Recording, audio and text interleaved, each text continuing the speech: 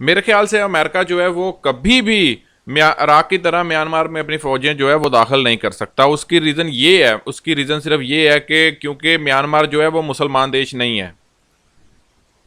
अस्सलाम वालेकुम जी, मैं हूं सजाद, आप देख रहे हैं मेरा यूट्यूब चैनल सजाद रिव्यूज़। तो बंधुरा কেমন আছেন সবাই, আশা করি আপনারা সবাই ভালো আছেন। आज का जो वीडियो बांग्लादेश से हमारे पास आ रहा है वो ये है कि क्या अमेरिका जो है वो इराक की तरह म्यांमार के अंदर अपनी फौजें दाखिल करेगा, वहाँ पर ऑपरेशन जो है वो होगा।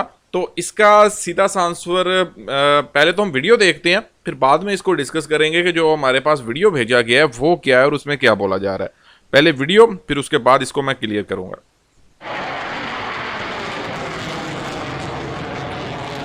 আসসালামু আলাইকুম वालेकुम ভিউয়ার্স। अस्सलाम। একেবারে খুব কাছেই আমাদের প্রতিবেশী দেশ মিয়ানমারে চলছে ভয়ঙ্কর গৃহযুদ্ধ।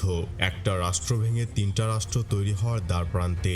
রাষ্ট্র হিসাবে মিয়ানমার আয়তনে বাংলাদেশের থেকে 5 গুণ বড় রাষ্ট্র হলেও জনসংখ্যায় তারা বাংলাদেশের 4 ভাগের 1 ভাগ। বিপরীতে প্রাকৃতিক সম্পদে ঠাসা একটি দেশ মিয়ানমার। মিয়ানমারের সবচাইতে বড় দুটি অঙ্গরাজ্য হলো নেপিডো ও আরাকান। 2014-15 সাল থেকেই এই দুই অঞ্চলে জন্ম নেয় স্বাধীনতাকামী সংগঠন, যারা মূলত এই দুই অঙ্গরাজ্যকে মিয়ানমার থেকে আলাদা করতে চায়, আর যেটা হতে দিতে রাজি নয় মিয়ানমার সেনাবাহিনী। এর আগে মিয়ানমারের গণতান্ত্রিক সরকার অং সান সুচি স্বাধীনতাকামীদের হামলা ও সহিংসতার জেরে এবং পশ্চিমে নিজেকে ধরে রাখতে নেপিডো ও আরাকান অঙ্গরাজ্যের স্বাধীনতাকামীদের সাথে আলোচনায় বসার ইঙ্গিত দিলেই মিয়ানমারের জান্তা মিলিটারি ক্ষমতা দখল করে নেয়। আর এর মধ্য দিয়ে নেপিডো ও আরাকান অঙ্গরাজ্যের স্বাধীনতাকামীরা ব্যাপক শক্তিশালী হয়ে ওঠে। বর্তমানে মিয়ানমার আর্মির 50% জায়গা মিয়ানমার আর্মির বেদখল। সেসব অঞ্চলে স্বাধীনতাকামীরা প্রশাসন তৈরি করে চালাচ্ছে। মিয়ানমারের জান্তা মিলিটারি কিছুতে এসব স্বাধীনতাকামীদের ঠেকাতে পারছেন না। এরই মধ্যে মিয়ানমারকে নিয়ে শুরু হয়েছে নতুন এক খেলা।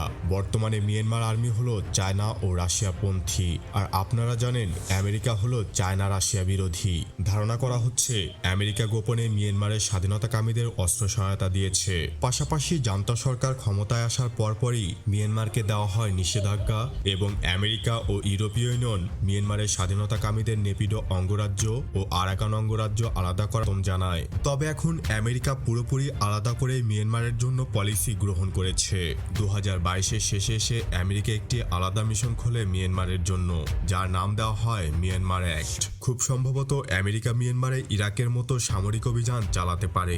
এর পেছনে দুটি কারণ রয়েছে। প্রথম কারণ, গণতন্ত্র প্রতিষ্ঠার নাম করে মিয়ানমারকে ভেঙে যদি আলাদা করে আমেরিকা তাদের একটি পুতুল সরকার বসাতে পারে, তাহলে এশিয়া কন্ট্রোল করা ও বঙ্গোপসাগরে একটি মার্কিন নৌবহর বসানো খুব সহজ হবে আমেরিকার জন্য। এছাড়াও মিয়ানমারের অবস্থান ভৌগোলিক দিক থেকে খুবই গুরুত্বপূর্ণ।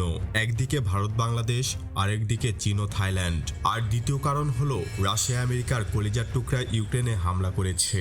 আর আমেরিকা যদি রাশিয়া চায়নার মিত্র মিয়ানমারে হামলা করে, তবে খেলা সমানে সমান। তবে আমেরিকা মিয়ানমারে হামলা চালাতে হলে তার একটি লজিস্টিক সাপ্লায়ার দেশ লাগবে, যে দেশ থেকে আমেরিকার সৈন্যরা মিয়ানমারে প্রবেশ করবে। আমেরিকা এই কাজ থাইল্যান্ড কিংবা বাংলাদেশের ভেতর দিয়ে করতে চাইবে, কারণ ভারতের সীমান্ত ব্যবহার করে মিয়ানমারে আমেরিকা হামলা চালাতে পারবে না, কারণ ভারত এটা করতে দেবে না। এছাড়াও এ কাজে আমেরিকাকে নাকচ করার ক্ষমতা ভারতের আছে, কিন্তু ছোট দেশগুলোর সামনে জাতীয় নির্বাচন। আমেরিকা এ ভূকে কাজে লাগিয়ে হয়তোবা এমন প্রস্তাব দিলেও দিতে পারে, তবে এই ব্যাপারটি কিন্তু একেবারে ফেলে দেওয়া যায় না।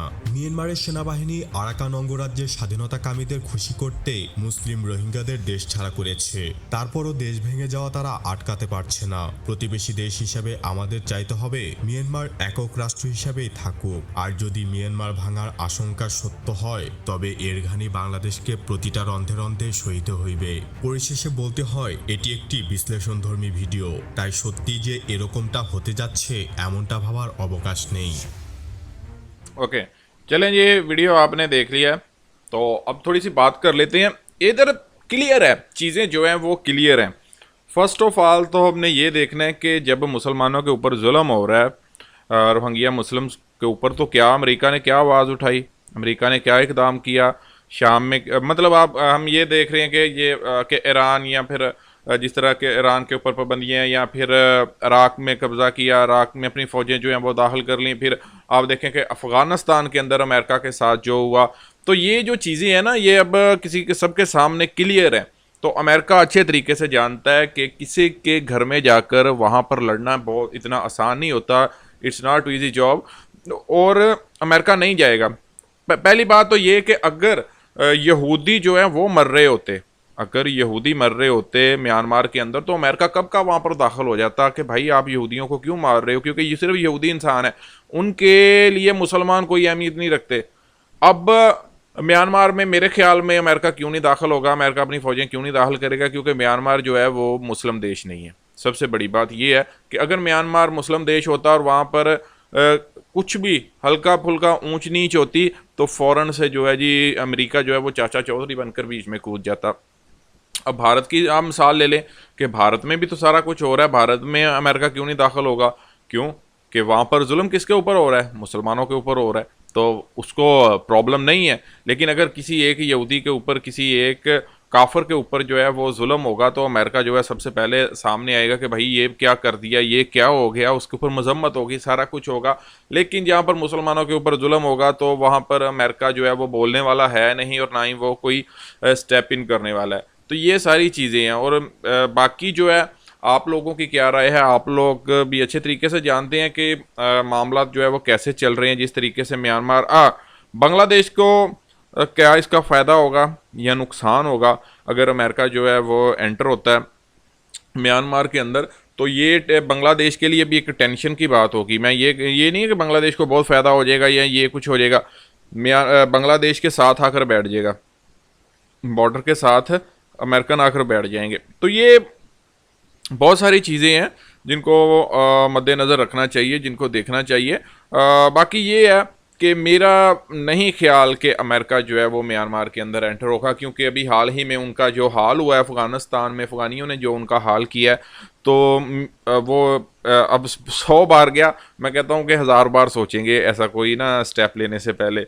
बाकी नेक्स्ट जो है वीडियो किस किस्म के आप देखना चाहते हैं वो आप कमेंट ज़रूर कीजिएगा। आपकी क्या राय है, आप क्या चाहते हैं, आपको क्या लगता है कि क्या होगा ऐसा या नहीं होगा, ये भी आपने कमेंट करना है। मिलते हैं अगले वीडियो में।